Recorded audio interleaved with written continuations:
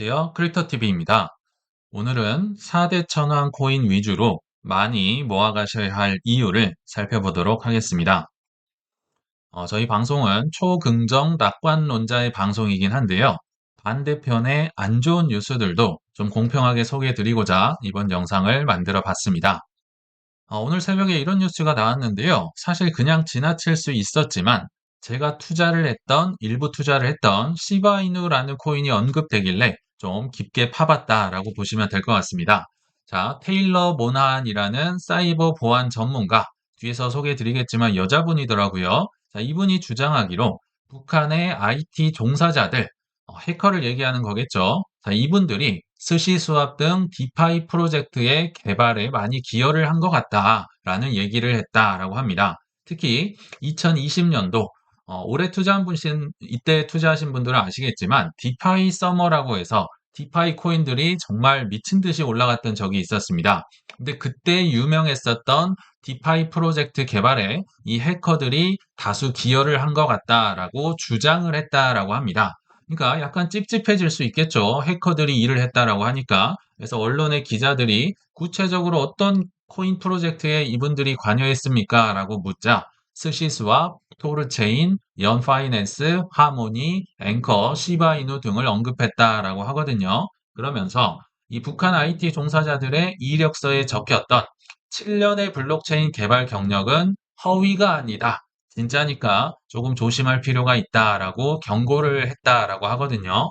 자, 그러면 이분이 콕 집었던 6개의 코인을 조금 구체적으로 보면요. 메이저 디파이 코인들이 많습니다.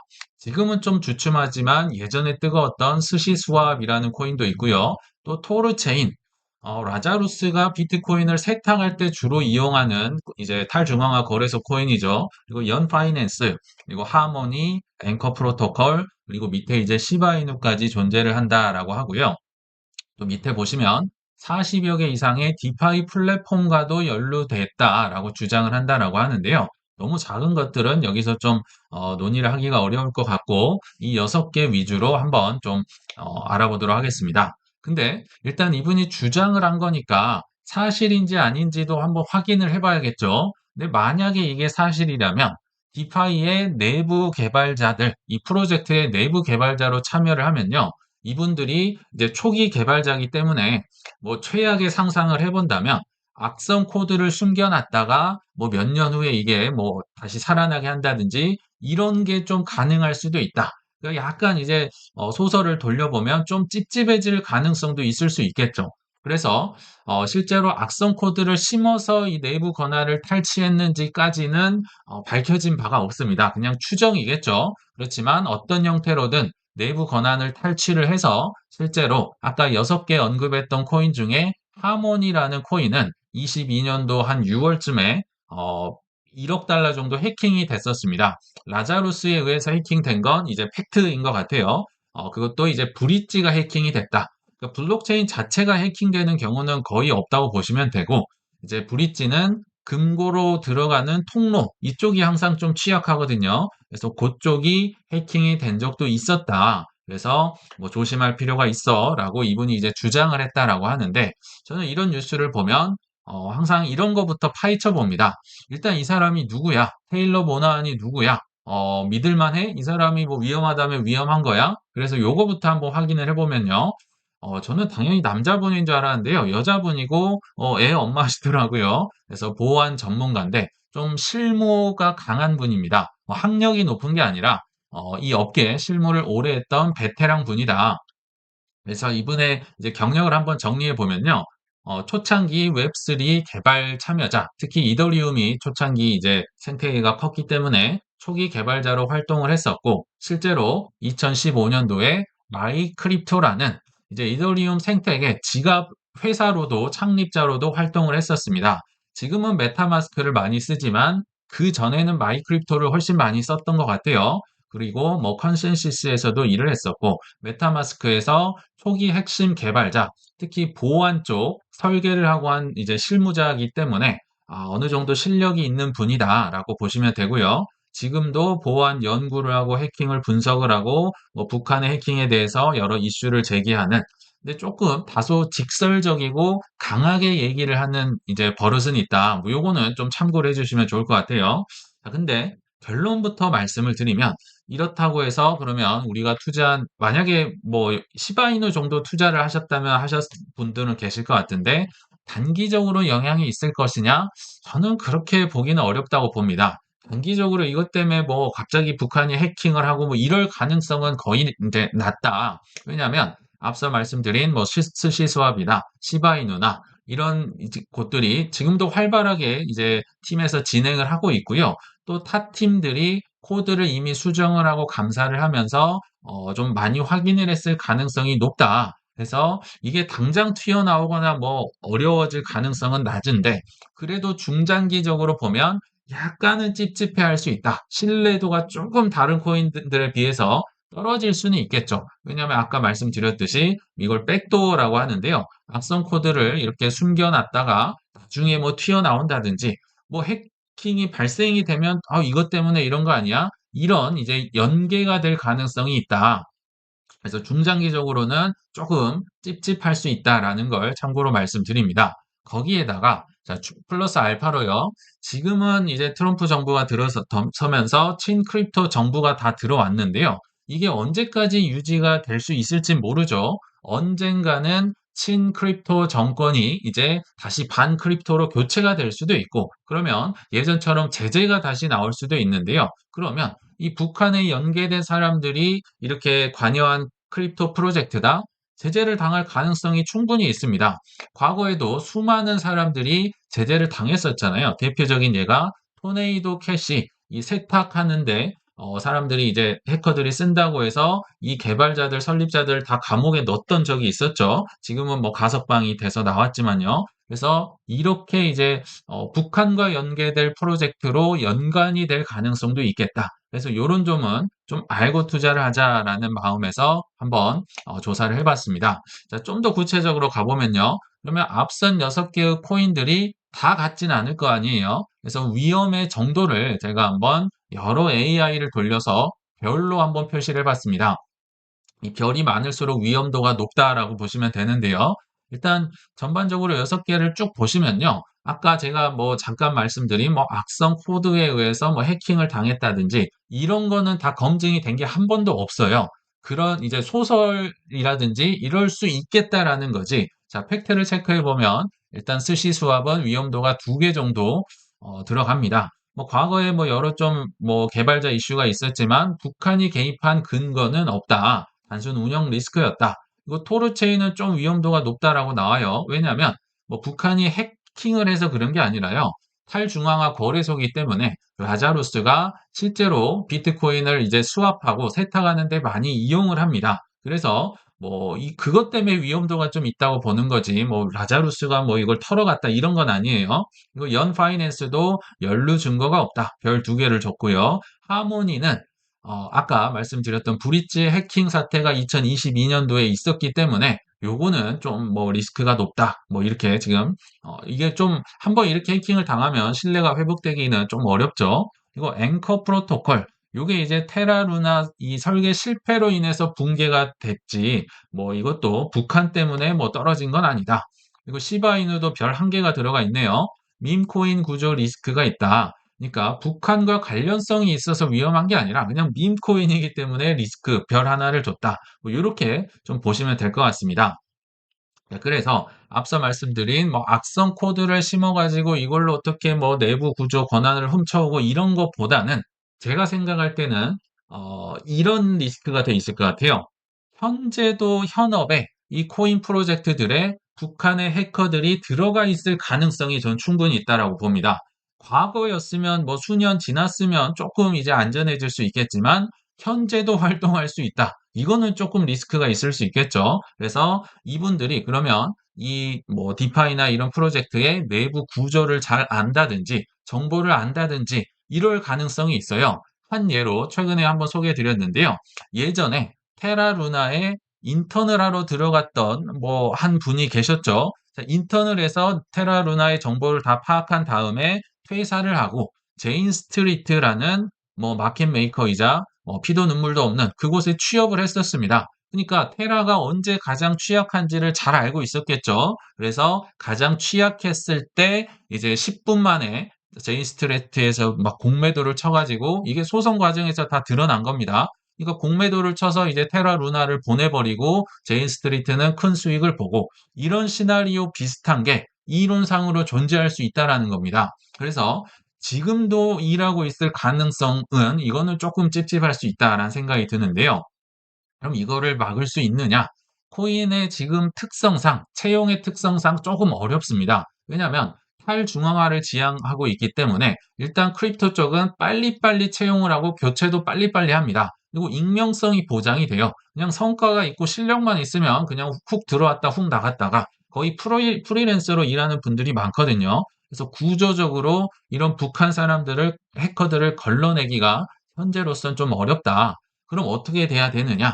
뭐 여러 가지가 있겠지만 한마디로 규제가 돼야겠죠. 일단 미 재무부 이제 산하의 해외 자산 통제국이라고요. 재무부 산하의 기구가 있는데요. 여기에서도 뭐 블랙리스트라든지 뭐 명단을 관리한다든지 요런 것도 필요하겠죠. 그렇지만 더 중요한 거 급박한 게 우리 계속 많이 들었던 클래리티 법안입니다. 요런 게 통과가 돼야지 지금 뭐 단속은 SEC가 하는지 CFTC가 하는지도 아직도 명확하지 않으니까 뭐 이런 해커들이 활개치고 다니겠죠. 이거 좀 더 구체적으로 보면요. 사실 24년도에 오래되신 분들은 아실 거예요. FIT 21이라는 이 법안이 있었는데요. 하원만 통과가 되고 상원이 통과가 안 돼서 그냥 붕 뜨고 사라진 법입니다. 근데 요거를 이제 통과시키기 위해서 지니어스랑 클래리티 법안으로 쪼갰어요. 이게 너무 다 하고 싶은 걸 너무 많이 넣어놨거든요. 그래서 지니어스는 통과가 됐고 이제 규제의 명확성을 위한 클래리티 법안이 지금 뭐 되냐 마냐를 논의하고 있다. 그래서 클래리티가 돼야지 뭐 어떤 규제는 SEC가 하고 CFTC가 하고 신원 확인을 뭐 KYC를 누가 하고 보안 감사를 하고 이런 게 이제 적용이 될 가능성이 있다. 그래서 클래리티가 여러모로 중요하다. 장난질을 못 친다. 이렇게 보시면 되고요. 또 국제 자금 세탁 방지 기구에서 트래블룰 이런 걸 관리할 수 있다. 근데 한국처럼 막 그렇게 100만 원 미만까지 다 뭐 해외 이렇게 보내는 거 다 뭐 어렵게 해놓고 이런 게 아니고 저 이것 때문에 사실 해외 거래소를 안 쓰는 것도 있거든요. 너무 불편하기 때문에 그런 게 아니라 이제 일정 제도권 안에서 규제를 하는 쪽으로 가면 이런 일들이 어느 정도 해소가 될 수 있겠다라는 생각이 듭니다. 자, 이거는 이제 참고로 말 나온 김에 시바이노 투자자들이 좀 불안하실 수도 있을까 봐 장점도 한번 더 복습해보고 단점까지도 한번 확실히 알고 좀 넘어가 보도록 하겠습니다. 사실 시바이누 정도 사셨겠지 다른 코인들을 뭐 들고 있으실 것 같지는 않거든요. 일단은 북한 리스크보다는 시바이누 고유의 문제들을 좀 더 집중해서 보셔야 한다. 그래서 단점부터 한번 알아보면요. 아마 가격을 통해서 대략 짐작이 가시겠지만 유통 물량이 해도 해도 너무 많다. 589조 개로 너무나 많기 때문에 사실은 이거를 지금 정기적으로 소각하는 메커니즘을 갖고 있거든요. 불태워서 없애고 있어도 그래도 너무 많다. 수많은 코인들이 지금도 많이 돌아다니고 있는 겁니다. 그래서 공급 압박이 있다. 너무 많다. 요게 이제 좀 단점이다. 뭐 가격 떨어진 거야 뭐 그럴 수 있고요. 그리고 골드만삭스는 시바이누가 이더리움 솔라나 대비해서 개발자의 생태계나 기관 지원이 부족하다고 지원했다. 이건 뭐 당연한 얘기겠죠. 이더리움보다 뭐 개발자라든지 뭐 이런 지원이 많은 코인은 없기 때문에 뭐 요거는 그럴 수 있겠다 싶고 문제는 이제 또 밈코인입니다. 밈코인의 특성상 어마무시한 변동성을 갖고 있기 때문에 그거는 감안을 하고 투자를 하셔야 된다.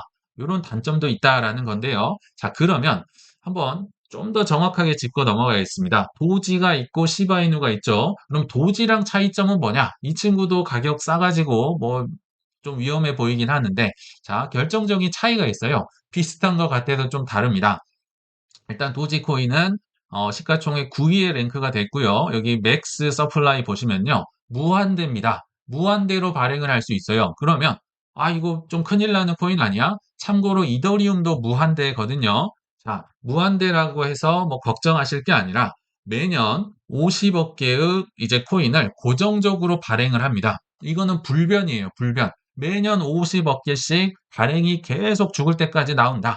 그러면 안 좋은 거 아니냐 하실 수 있겠지만 이게 초기에는 안 좋았어요. 왜냐하면 처음부터 50억 개가 빵빵 찍히니까 초반에 인플레율이 높았겠죠. 근데 이게 사실 도지코인이 2013년도인가 나온 코인이에요. 거의 비트코인 다음으로 할아버지 코인이다. 뭐 이더리움보다 훨씬 빨리 나왔어요. 그렇기 때문에 갈수록 인플레율이 낮아지면서 예측이 가능하다. 그리고 이제 커뮤니티나 이제 거의 문화가 돼버렸기 때문에 이분들을 무시할 수 없다. 뭐 이런 코인이라고 보시면 되는데, 그럼 시바이누는 어떤 차이가 있느냐? 아까 589조인가 뭐 그랬었잖아요. 근데요, 새로 찍히는 코인은 없어요. 그러니까 이미 유통량, 물량이 다 나온 상태입니다. 그러니까 추가 발행이 없다는 것은 장점일 수 있는데, 그 초기 물량이 어마무시하게 많이 나왔다. 그러니까 추가로 찍진 않는데 엄청나게 많이 나와서요. 이거 주기적으로 소각을 한다고 해도 티도 안 날 정도로 많다. 물량이 그냥 많이 돌아다닌다. 이렇게 보시면 돼요. 그래서 영원히 많이 나오는 거냐? 아니면 많이 나왔는데 더 안 찍는데 이게 좀 늘어나는 구조냐? 요런 차이가 있다라고 보시면 됩니다. 그래서 제가 나름대로 한번 정리를 해보면 장기 생존 확률 둘 중에 하나를 뭐 10년, 20년 투자를 한다? 그러면 도지를 선택을 하는 게 좀 더 유리하겠다 생각이 드는데 그럼에도 이제 단기 투기 파워 이 뭐 치솟는 뭐 요것을 좀 맛보고 싶다. 그러면 시바이누가 단기적으로는 좀 더 낫다. 그러나 장기로는 도지가 좀 더 안전한 선택이다. 요렇게 좀 비교를 하고 특징을 아시면 좋을 것 같다 생각이 듭니다. 자, 근데 그럼에도 제가 시바이누를 굉장히 위험하게 좀 얘기를 드렸지만 그래도 전 세계적으로 시바아미라고 해서 커뮤니티가 엄청나게 커요. 도지만큼은 아니지만 150만 명이나 되는 홀더들이 보유를 하면서 살아남은 이유가 무엇일까? 요거는 이제 코인마켓캡에서 제가 이 밈 섹터를 한번 분류해 봤는데요. 사실 도지 다음으로 2위였거든요. 근데 밈코어라는 어떤 저도 모르는 이 밈코인이 나와서 이 시바이는 위로 올라가 있더라고요. 근데 제가 좀 알아보니까 이제 밈의 중심이 되겠다 해서 만들었는데 일단 유통량 자체도 적었고 그러니까 10%만 돌아다니고 있더라고요. 그리고 특정 세력에 의해서 최근에 좀 많이 펌핑이 된 것 같아요. 여기 7일 상승률 보면 다 마이너스인데 혼자 19% 올라가 있잖아요. 그래서 이게 뭐 언제까지 갈지는 모르겠다. 그렇지만 일단 도지나 시바이누 정도까지는 그리고 밑에 페페, 뭐 오피셜 트럼프, 봉크, 뭐 퍼치 펭귄도 있고요. 사이렌은 또 엄청나게 올라왔다가 또 엄청 뭐 7일 기준으로 65%가 떨어졌네요. 그러니까 밈코인 시장 자체가 굉장히 많이 생겼다 사라지고 뭐 이런 변동성이 높잖아요. 그럼에도 뭐 도지, 시바이누, 뭐 페페 뭐 요 정도는 꾸준히 이제 랭킹을 차지하는 이유를 제가 한번 말씀을 드리면 최근에 좀 소개를 해드렸던 것도 있는데요. 뭐 시바이누의 장점이라고 보시면 되겠죠. 일단은 25년도 11월 달에요. 일본의 JVCEA라는 그러니까 일본의 가상자산 거래소 협회 근데 굉장히 보수적이라고 보시면 됩니다. 한국처럼 막 코인 막 상장시키고 이런 게 아니라 일본은 엄청 보수적인 나라예요. 상장을 안 시키려고 노력을 하는 좀 좋은 애들만 상장을 시키려는 곳인데 자, 그럼 일본에서 일단은 화이트 리스트라는 게 있습니다. 요게 이제 한 100여 개 정도 있는 그러니까 현존하는 일본에 있는 모든 거래소에 상장돼 있는 코인이다라고 보시면 됩니다. 화이트 리스트도 나름 최소한의 자격을 갖춘 그 운전으로 하면 운전면허증이라고 보시면 되거든요. 여기 안에 들어가기도 힘든데 거기에서 이제 30개 정도만 그린 리스트로 따로 뺍니다. 그리고 그 안에 이제 시바이누가 들어갔다는 건데요. 운전으로 치면 20년 무사고입니다. 그러니까 이 친구들은 프리패스, 지금 당장 어떤 거래소가 일본에서 만들어져서 상장을 시킬 때 이 그린 리스트는요, 그냥 무조건 집어넣을 수 있게, 그러니까 어느 정도 좀 제한이 있는, 뭐 규제가 있는 코인들이다. 그걸 통과했다라고 보시면 되거든요. 그래서 일본이 그런 보수적인 곳에서 그린 리스트로 넣었다는 건요. 어느 정도 좀 검증이 끝났다. 이렇게 보시면 될 것 같고 그리고 제가 최근에 좀 많이 소개를 해드렸었던 미국의 SEC랑 CFTC에서 동시에 디지털 상품으로 콕 집어서 이렇게 예시를 나타낸 16개 중에 하나에 들어갑니다. 미국에서 상품이라고 해서 공식 이제 인정을 받은 코인이니까 아무래도 규제를 하고 보호할 가능성이 높겠죠. 그리고 월마트에서도 12개의 코인, 원페이로 결제 수단에 추가된 코인, 유일하게 도지랑 시바이누만 민코인으로 들어갔었고요. 또 T로 프라이스라는 곳에서 물론 단독 ETF는 아닌데요. 시바이누가 포함된 ETF를 지금 신청서를 제출한 상황이다. 그러니까 이런 걸 보면 시바이누도 사실은 좀 길을 많이 이제 강을 건넜다. 뭐 더 이상 뭐 이렇게 망해가지고 좀 막 안 좋아지고 뭐 사라지고 그러기에는 좀 쉽지 않을까. 그건 좀 어렵지 않을까. 이런 생각이 듭니다. 어느 정도 검증이 됐다라고 보이거든요.